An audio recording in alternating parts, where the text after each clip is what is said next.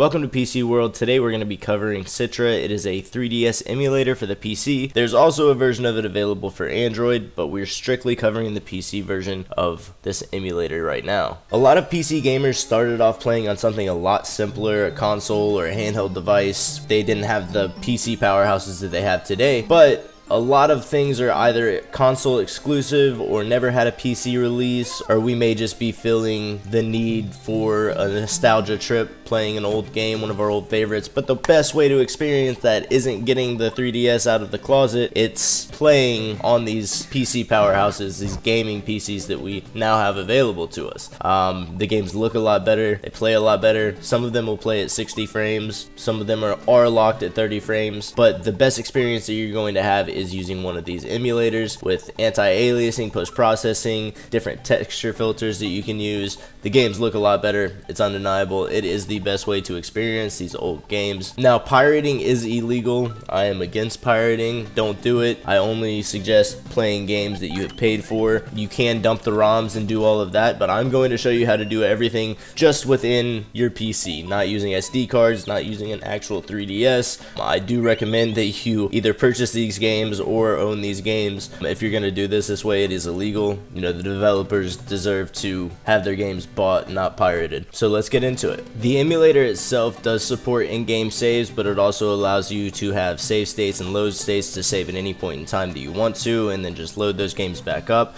It also has various different emulation settings for the graphics. You can upscale the graphics 4 times, 5 times, 9 times native. You can make the game look a lot better, anti-aliasing, post-processing, different texture filters. All of that is available within the emulator. For any game that you're playing, it's just the emulator settings itself. All of the links you need will be in the description down below. But before I jump into all of this how-to, please don't forget to leave a like and subscribe to the channel. It really helps out. This is the easy part. From the Citra homepage, you just click the download link and download for Windows. You're going to run the exe after it finishes downloading. It's as simple as that. Install the program. The hard part is getting the games. Let's go ahead and focus on that. The site Zipper2 is one of many places you can find different 3DS and Cia ROMs. Some of these ROMs you find on this site are actually already decrypted for you and you can just play them. Some of them are going to be split into different parts and you have to download each individual part. I do recommend only using this one Fletcher links. None of the other links,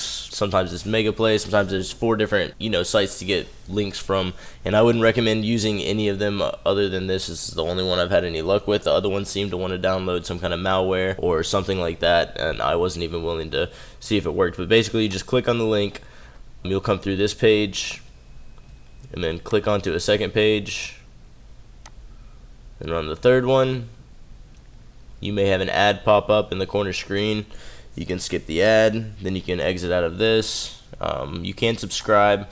As you can see here, I had already downloaded a file, so I have to wait because I'm not subscribed. It's like, £2 or like $2.50 to subscribe. You can do that if you want to, or you will have to wait long periods of time between downloads, especially if you can't find a game that's in one file. You're going to be waiting several hours to get all 4 possible files downloaded. You guys are welcome to find your ROMs in different ways. This is just one way of doing this and the way that I'm providing for you for the purpose of this video. So if you have a better way, go ahead and do that. And also, if you do download something in 4 separate parts, just throw each part into one single folder and extract the game from the first part. WinRAR or 7-zip should do everything else for you, and then you'll have one file that you can decrypt. If you download a game that's not already decrypted, then you're going to need this batch Cia Decryptor. It decrypts 3DS and Cia files for you into a playable state for the Citra emulator.